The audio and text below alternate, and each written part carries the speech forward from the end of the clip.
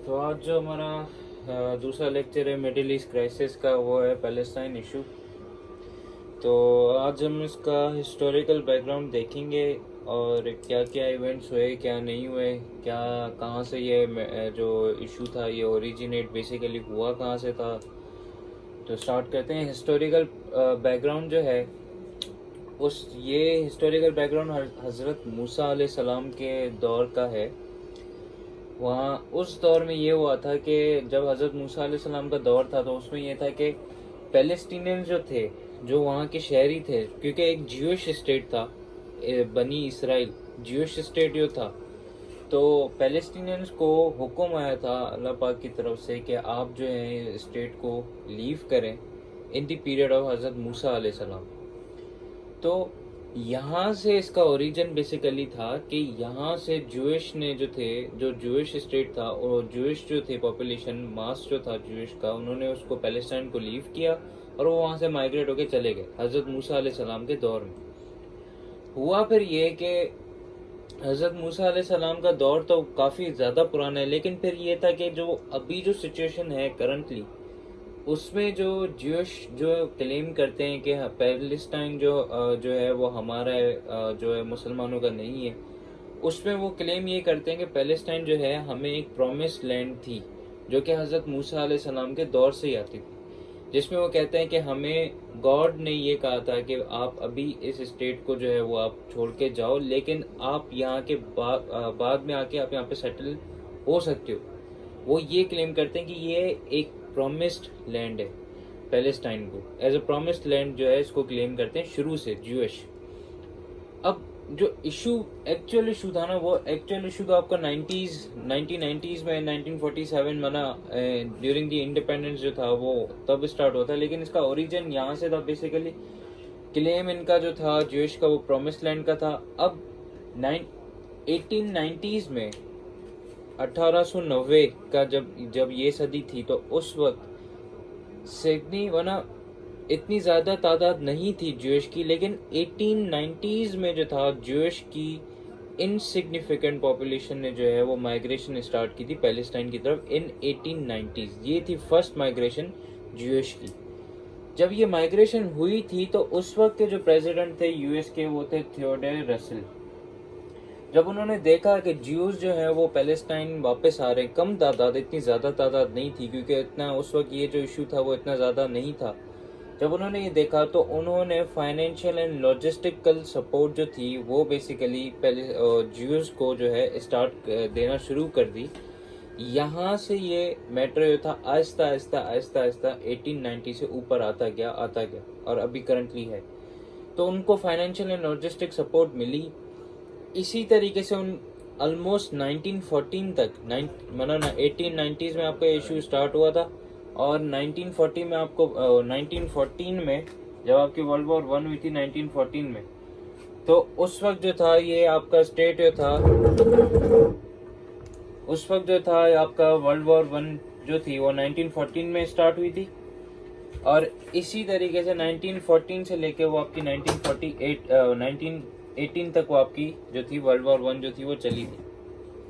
तो जब आपकी वर्ल्ड वॉर 1 स्टार्ट हुई और जब वो खत्म हुई 1918 में, 1940 से लेके 18 तक, तो ब्रिटिश गवर्नमेंट की जो थी वो आपकी वहाँ पे जो रूल था वो ब्रिटिश गवर्नमेंट का था। अगर आप प्री पार्टीशन पढ़ेंगे तो आपको उसमें सारी ये हिस्ट्री पता चल जाएगी कि वर्ल्ड वॉर 1 कब हुई, कैसे हुई, क्या था उसमें मोटिव, वर्ल्ड वॉर 2 आपकी कैसे हुई, उसमें क्या था मोटिव, वो आपको सब पता चलेगा। तो 1914 से 1918 तक आपकी वर्ल्ड वॉर 1 हुई, जिसमें ब्रिटिश गवर्नमेंट जो थी वो पावर में थी। जब आपकी वर्ल्ड वॉर 1 खत्म हुई 1918 में, तो आपकी ब्रिटिश गवर्नमेंट जो थी उसने एक डिक्लेरेशन दी थी, बेसिकली अकॉर्ड दिया था। उस अकॉर्ड का नाम है बेल्फोर्ड डिक्लेरेशन। बेल्फोर्ड डिक्लेरेशन उसने दिया था और उस बेल्फोर्ड डिक्लेरेशन में ब्रिटिश एम्पायर ने ये क्लेम किया, ये एक्सेप्ट किया कि हाँ भाई, जो ज्यूइश लोग हैं उनके राइट्स हैं, उनको जो है स्टेट अपना मिलना चाहिए, उनके राइट्स हैं, उनको देना चाहिए। ये हुआ था 1918 में जब आपकी वर्ल्ड वॉर 1 खत्म हुई थी और ब्रिटिश एम्पायर आपकी पावर में थी। बेल्फोर्ड डिक्लेरेशन में यहाँ से आपका बेसिकली जो हम लोग जो कहते हैं ना कि ब्रिटिश एम्पायर की कॉन्स्पिरेसी थी कि ब्रिटिश एम्पायर ने जो था इसको इशू को ऊपर लेके आया, तो वो यहाँ से आपका स्टार्ट होता है 1918 में। ब्रिटिश एम्पायर ने एक डिक्लेरेशन की थी, बेलफोर डिक्लेरेशन, और उस डिक्लेरेशन के हिसाब से ब्रिटेन जो है वो एक्सेप्ट करा था राइट्स ऑफ ज्यूज को, कि भाई ज्यूज जो हैं उनके राइट्स हैं और उनको भी जो है एक स्टेट जो है वो मिलनी चाहिए। अब जब आपकी वर्ल्ड वॉर वन जब एंड हो गई थी, बेलफोर डिक्लेरेशन भी आपकी हो गई थी, आपकी जो ओटोमन एम्पायर थी वो आपकी डिफीट हो गई थी, तो ब्रिटिश, मैंने आपको बताया कि वो फुल पावर में आ गई थी। एक ओटोमन एम्पायर जो थी वो डिफीट हो गई थी, अगर आप प्री पार्टीशन पढ़ेंगे उसमें सब है मेंशन। तो आपके ब्रिटिश है वो फुल पावर में आ गई थी। तो वर्ल्ड वॉर वन के बाद मैंने आपको यूनाइटेड नेशंस में भी इसको बताया कि वर्ल्ड वॉर वन जब आपकी खत्म हुई थी 1918 में, तो उसके बाद आपकी लीग ऑफ नेशंस बनी थी। लीग ऑफ नेशंस ये एक ऑर्गेनाइजेशन है जो कि अभी हमारी यूनाइटेड नेशंस है। पहले वर्ल्ड वॉर वन खत्म होने का लीग ऑफ नेशंस बनी थी, जिसका काम था वर्ल्ड वॉर टू को स्टार्ट नहीं होने थे। तो लीग ऑफ नेशंस जब बन गई तो लीग ऑफ नेशंस ने ब्रिटिश एम्पायर को कहा, ब्रिटिशर्स को कहा कि भाई ये जो पैलेस्टाइन की टेरिटरी है, ये जो टेरिटरी है ये हम आपको देते हैं कि आप इसको एज अ टेम्पररी कंट्रोल करो, परमानेंट नहीं, एज अ टेम्पररी कंट्रोल करो फिलहाल। क्योंकि ब्रिटिश एम्पायर पावर में थी तो उन्होंने उसके अंडर ये पैलेस्टाइन की जो टेरिटरी थी वो उसके अंडर आ गई। और इसी तरीके से आपने देखा कि पैलेस्टाइन की टेरिटरी टेम्पररी कंट्रोल में ब्रिटिश की आ गई, प्लस में ब्रिटिशर्स ने बेलफोर डिक्लेरेशन भी दी, और उस डिक्लेरेशन में वो ये भी कह रहे थे कि हम ज्यूज को सेपरेट स्टेट देंगे। तो यहाँ से आपका जो प्रॉब्लम था बेसिकली ज्यूज की माइग्रेशन का, वो स्टार्ट होना, वो शुरू हो गया। उसमें आपके ज्यूज जो हैं वो आहिस्ता आहिस्ता पैलेस्टाइन में एंटर होते गए 1890s में स्टार्ट हुआ था माइग्रेशन, लेकिन वो माइग्रेशन सिग्निफिकेंटली बढ़ गई थी 1918 में, जब आपकी वर्ल्ड वॉर वन एंड हुई थी, जब आपकी ब्रिटिश एम्पायर जो थी वो पावर में थी और बेलफोर डिक्लेरेशन आपकी आई थी। ये इनको एज अ टेम्पररी कंट्रोल जो था वो पैलेस्टाइन के ऊपर हासिल था। एक तो पॉइंट ये था कि माइग्रेशन, ज्यूज ने अपनी माइग्रेशन क्यों की थी, एक तो ये पॉइंट हो गया। दूसरा पॉइंट ये था कि जब आपका इसी तरीके से जब आपको ब्रिटिश जो था वो ज्यूज को सपोर्ट करा था माइग्रेशन में, तो उसी के दौरान आपका जो था हिटलर का दौर था, तो हिटलर ने अपना होलोकास्ट स्टार्ट कर दिया था। हिटलर होलोकास्ट जो था ये एक दौर था, बेसिकली ये स्टार्ट हो गया था होलोकास्ट। हिटलर ने अपना होलोकास्ट स्टार्ट किया। होलोकास्ट जो है वो कहते हैं हम कि मैसेकर को, बेसिकली उसने जूज हैं उनको मारना स्टार्ट कर दिया था, उनकी किलिंग स्टार्ट कर दी थी, मैसेकर स्टार्ट कर दिया था।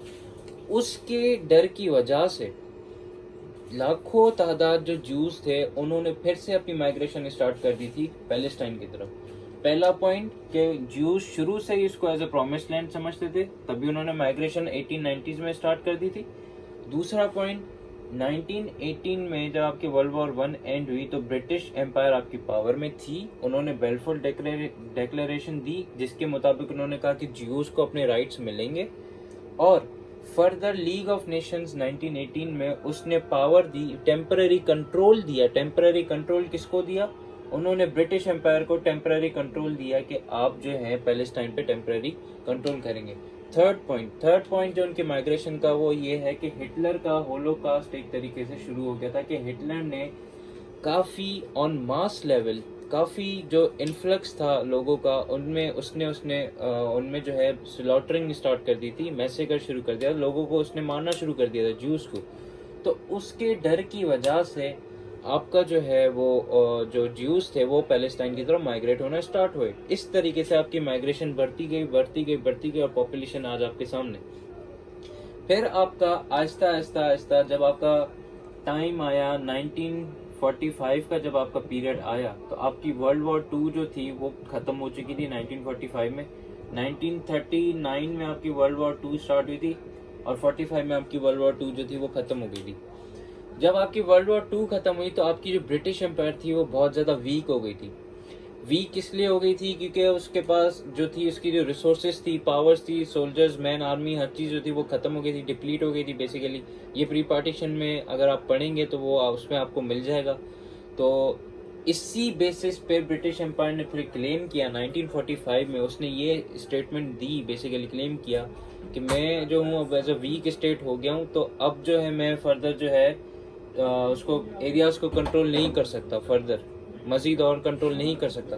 तो उसकी वजह से 1945 में जो आपकी ब्रिटिश एम्पायर थी उसने जितनी भी अपनी पावर थी वो सारी ख़त्म कर दी थी, और उसने कहा कि पैलेस्टीन पे मैं फर्दर जो है कंट्रोल नहीं कर सकता। तो इसलिए उन्होंने एक रेजोल्यूशन पास की 1947 में उन्होंने रेजोल्यूशन पास की ब्रिटिश एम्पायर ने।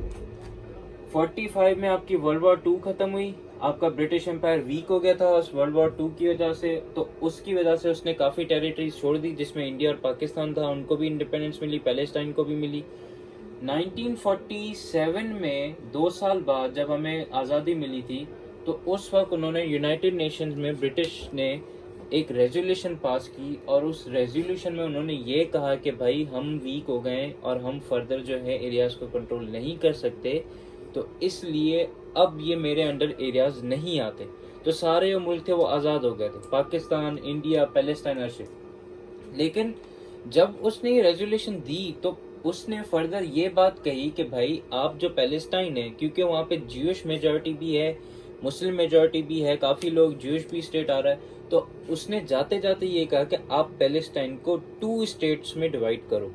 एक स्टेट आपका होगा मुसलमानों का और एक स्टेट आपका होगा पैलेस्टाइन का। उसने ये सॉल्यूशन जाते जाते दिया ब्रिटिशर्स ने बेसिकली। तो 1947 में जब उसने रेजोल्यूशन दी तो इस 2 स्टेट सॉल्यूशन या 2 स्टेट जो डिवाइड का जो उन्होंने वो एक फॉर्मूला दिया था ब्रिटिशर ने, इसको हम कहते हैं 1947 पार्टीशन प्लान। ये है 1947 का पार्टीशन प्लान, इसका नाम है, जो कि ब्रिटिशर्स ने दिया था। और इसके मुताबिक ज्यूज और मुसलमानों को जो है पैलेस्टाइन को डिवाइड किया जाएगा according to the Jews and the मुसलमान। जब आपकी ये सिनेरियो स्टार्ट हुआ, पार्टीशन प्लान आपका आ गया, तो ज्यूज ने तो उसको एक्सेप्ट कर लिया था। ज्यूज तो खुश थे क्योंकि उन्हें तो एक नया लैंड मिल रहा था, हर चीज मिल रही थी। लेकिन जो आपकी अरब लीग थी, अरब लीग ने इसके ऊपर क्रिटिसिज्म दिया और इस प्लान को रिजेक्ट कर दिया। उन्होंने ये कहा कि भाई पैलेस्टाइन में जो शुरू से मुसलमान रह रहे हैं, आप उसके हक मार के आप ये जो हक है ये ज्यूज को दे रहे हो। हम 2 स्टेट सॉल्यूशन या 2 स्टेट या पार्टीशन प्लान में हम उसको एक्सेप्ट नहीं करते, हम उसको रिजेक्ट करेंगे। उन्होंने रिजेक्शन शो कर दी, किसने? अरब लीग ने।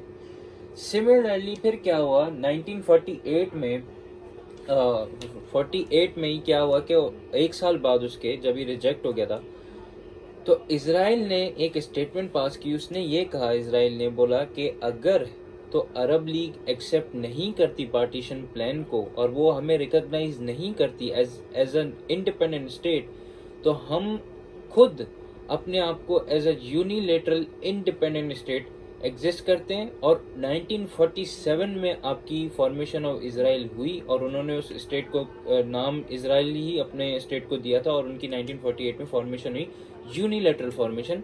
हालांकि अरब लीग्स और ने उसको रिजेक्ट कर दिया था, मुसलमानों ने रिजेक्ट कर दिया था, लेकिन उन्होंने खुद अपनी एक स्टेट बना दी इंडिपेंडेंट, जिसका नाम आज इसराइल है 1948 में। फिर जब ये आपका सिनेरियो हुआ 48 में, आपका इसराइल आ गया इंडिपेंडेंट होके, यूनिलेटरली फॉर्म होके आ चुका था। तो 1948 में आपके जो थी वो वॉर स्टार्ट हो गई थी between Muslims and the Jews of Israel और पैलेस्टीन में बेसिकली एक वॉर हुई। और वो जो फर्स्ट वॉर थी आपकी 1948 में हुई, और वो वॉर किसने वेज की थी? वो इजिप्ट, सीरिया और जॉर्डन, ये 3 कंट्रीज थे मुस्लिम जिन्होंने वॉर वेज की थी अगेंस्ट इसराइल, ताकि वो उसको हराएं, डिफीट करें, और ताकि इसराइल जो है ज्यूश स्टेट जो है वो ना बने, खत्म हो जाए। लेकिन यही हुआ कि 1948 में जब ये वॉर हुई, इजिप्ट, जॉर्डन एंड सीरिया ने जब ये वॉर की, तो ये वॉर उल्टा जो है वो लोग खुद हार गए, मुसलमान जो थे वो खुद हार गए, और इसराइल जो था वो पहली वॉर थी 1948 की जो इसराइल इनके खिलाफ मुसलमान स्टेट्स के खिलाफ जीत गया था। और सिर्फ जीता ही नहीं था, उसने 1948 में अपनी बाउंड्रीज को एक्सटेंड कर दिया था, सर्टेन ऑक्यूपेशंस कर ली थी। तो उसने जब फर्स्ट वॉर हुई 1948 में, तो मुस्लिम स्टेट्स हमारे हार गए, और उसी वॉर में इसराइल ने फर्दर ऑक्यूपेशन स्टार्ट कर दी। सर्टेन कुछ जगहें थी जिनको जो है आपकी इसराइल ने जो है वो कैप्चर कर लिया था। इसी तरीके से 48 में आपकी पहली वॉर हुई, ये खत्म हो गई। फिर आपकी 64 में, जैसे हमारे पास यहाँ पे ग्रुप्स होते हैं, जैसे फॉर एग्जांपल जो है सर्टेन ग्रुप्स हैं, टीटीपी है, या एक एग्जांपल दे रहा हूँ, ऐसे सर्टेन एक ग्रुप के इन कंट्री ग्रुप्स हैं जो कि कंट्री के अंदर ही एग्जिस्ट करते हैं, तो उनका एक सर्टेन मोटिव होता है। तो 1964 में जब ये वॉर खत्म हो गई थी, 48 में वॉर हुई और जब ये खत्म हुई तो 64 में आपकी अरब लीग ने एक ऑर्गेनाइजेशन बनाई जिसका नाम था PLO, पैलेस्टाइन लिबरेशन ऑर्गेनाइजेशन। ये किसने बनाई थी? अरब लीग की। ये बनी थी 1964 में। इसका जो मैनिफेस्टो था या मोटिव था वो ये था कि भाई हम जो है इसराइल को, यही सेम मोटिव था जो कि शुरू से पैलेस्टीनियन का था, कि हम इसराइल को जो है वो डिफीट करें, यहाँ से हम इसको निकालें। ये एक ऑर्गेनाइजेशन अरब लीग ने बनाई थी ताकि वो असिस्ट करे आपके जितने भी दूसरे मुस्लिम स्टेट्स हैं कि वो जंग जब लड़े अगेंस्ट इसराइल, तो PLO भी उनके साथ मिलकर उनको इसराइल को जो है डिफीट करे। 64 में आपकी PLO बनी। फिर उसके 3 साल बाद आपकी 67 में आपकी दूसरी जंग हुई, सेकेंड वॉर, जिसको हम लोग कहते हैं 6 डेज वॉर। 6 दिन तक वो वॉर चली। 67 में आपकी वो वॉर हुई। वो वॉर भी अनफॉर्चुनेटली मुस्लिम कंट्रीज थे, मुस्लिम स्टेट्स जो थे जिन्होंने लड़ी थी उसके खिलाफ, वो हार गए। सेकेंड वॉर भी जो मुसलमान थे वो हार गए। और जो सेकेंड वॉर थी उसमें फर्दर ऑक्यूपेशंस जो थी वो इसराइल ने कर ली थी। वो जो ऑक्यूपेशंस जो थी वो काफ़ी मतलब सेकेंड वॉर में ज़रूरी थी, क्योंकि काफ़ी उनमें से जो हमारा जो कैपिटल है जेरूसलम, उस पे जो था वो इसराइल ने जो था वो कैप्चर उसको कर लिया था, जेरूसलम को। प्लस में आपकी जो गोलान हाइट्स हैं, गोलान हाइट्स जो थी उस पे भी आपका इसराइल ने कैप्चर जो था वो कर लिया था in the second war, which is known as the 6 days war, या सेकेंड वॉर भी आप उसको कह सकते हैं। 1967 में ये वॉर हुई।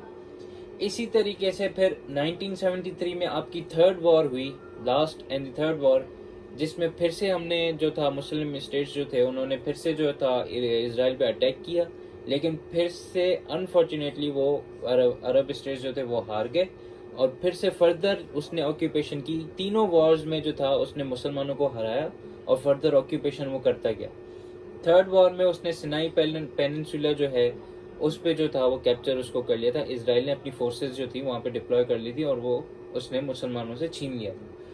जब ये तीनों वॉर हुई तो मुसलमानों ने तो ये सोचा कि यार अगर जो था मुसलमान और PLO भी, तो उन्होंने ये बात ये सोची कि यार हम जो थे मेजॉरिटी में स्टेट्स हैं, लेकिन हम जो हैं स्टिल इसराइल को हरा नहीं सकते, हमारे पास इनफ कैपेबिलिटीज़ नहीं है कि हम इसराइल को हरा सकें। तो उन्होंने ये सोचा 73 के बाद कि हम लोग जो है वो इसराइल के साथ पीस डील स्टार्ट कर देते, पीस टॉक शुरू कर देते, ताकि ये पीस टॉक्स करके दोनों स्टेट्स जो है वो सेटल हो जाएं, जो भी हमारा इख्तलाफात है हम उसको सेटल करें। इसराइल भी यही चाहता था, इसराइल भी ये कह रहा था कि आप पीस टॉक्स करो। तो 1973 के बाद जो पहला स्टेट था जिसने इसराइल को रिकॉग्नाइज किया था वो था स्टेट ऑफ इजिप्ट था। इजिप्ट ने जब ये वॉर हुई 1973 तो उसने एक पीस डील स्टार्ट की थी, जो कि जिसको आप लोग कहते हो कैंप डेविड अकॉर्ड। ये इजिप्ट ने की थी 1973 की वॉर के बाद। उसने ये कैंप डेविड अकॉर्ड किए थे और ये कैंप डेविड अकॉर्ड किसने दिया था? अनवर सादात ने दिया था, जो कि वहाँ के लीडर थे इजिप्ट के। उन्होंने ये अकॉर्ड किया था और इस अकॉर्ड में उन्होंने जो है वो आपका जो इसराइल है उसको रिकॉग्नाइज कर दिया था in Camp David Accord. Recognise Israel को सबसे पहले इजिप्ट ने किया था, फर्स्ट कंट्री ये था मुस्लिम। जब उसने रिकॉग्निशन कर ली इसराइल की, तो उसी के कुछ टाइम बाद जो था ये जो अनवर सादात थे इनकी असैसिनेशन हो गई थी। और उसका रीज़न यही था कि क्योंकि मुस्लिम स्टेट्स ने ये कहा था कि भाई हम पीस डील करेंगे, हम रिकग्निशन उसकी नहीं करेंगे। तो इजिप्ट ने किस तरीके से उसको रिकॉग्नाइज किया है, तो उन्होंने अनवर सादात की असैसिनेशन हो गई थी कुछ टाइम बाद। और उसका रीज़न यही था कि वो चाह रहे थे कि इजिप्ट ने क्यों रिकॉग्नाइज किया इसराइल को। इसी तरीके से इनके खिलाफ इख्तलाफात बढ़ते गए फिर फाइनली 1994 में आपकी जो है जॉर्डन जो थी, जॉर्डन ने आपकी जो थी वो रिकॉग्निशन कर ली। जैसे इजिप्ट ने की उसी तरीके से आपकी जॉर्डन ने 1994 में रिकॉग्निशन इसराइल की कर ली। इसी तरीके से 1993 में जो है आपका एक और अकॉर्ड आया था जिसका नाम था ओस्लो अकॉर्ड। ओस्लो अकॉर्ड था ये 1993 में आपका अकॉर्ड आया था, ओस्लो अकॉर्ड। इस ओस्लो अकॉर्ड के भी मुताबिक ये था कि भाई हम जो था ये पीस इनिशिएटिव करें विथ आपका जो है इसराइल के साथ, हम पीस इनिशिएटिव करेंगे। और पीएलओ जो थी, जो मैंने आपको बताया, पैलेस्टाइन लिबरेशन ऑर्गेनाइजेशन, उसने भी फिर इस पीस अकॉर्ड में, ऑस्लो पीस अकॉर्ड में, उसने 1993 के पीएलओ ने भी रिकॉग्नाइज कर लिया था इजराइल को ऑफिशियल एज अ स्टेट। आपका इजिप्ट ने रिकॉग्नाइज कर दिया, जॉर्डन ने रिकॉग्नाइज कर दिया, फिर आपका ऑस्लो अकॉर्ड में 1993 के आपकी पीएलओ ने भी उसको रिकॉग्नाइज कर दिया था। और इजराइल ने भी फर्दर ये बात की थी कि भाई हम मना नहीं कर रहे, हम भी ये कह रहे हैं कि पैलेस्टाइन का राइट है स्टेट की। तो फिर आपकी पीस टॉक जो थी यहाँ से बेसिकली आपकी स्टार्ट होना शुरू हो गई, नहीं कैंप डेविड अकॉर्ड, लेकिन उसके बाद असैसिनेशन हो गई थी। फिर जो आपकी सेकंड पीस टॉक थी वो 1993 में स्टार्ट हो गई थी, ऑस्लो अकॉर्ड। फिर ऑस्लो अकॉर्ड भी जब आपका इतना सक्सेसफुल नहीं रहा, तो उसके बाद जो आपका पीस इनिशिएटिव जो आता है उसके बाद, तो वो आता है आपका ट्रम्प्स पीस इनिशिएटिव।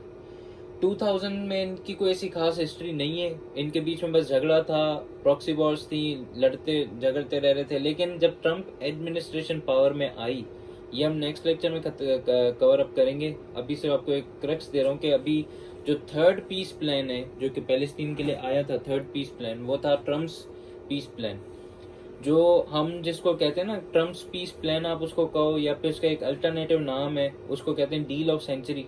तो डील ऑफ सेंचुरी ये थी, ट्रम्प्स पीस प्लान को डील ऑफ सेंचुरी कहते हैं।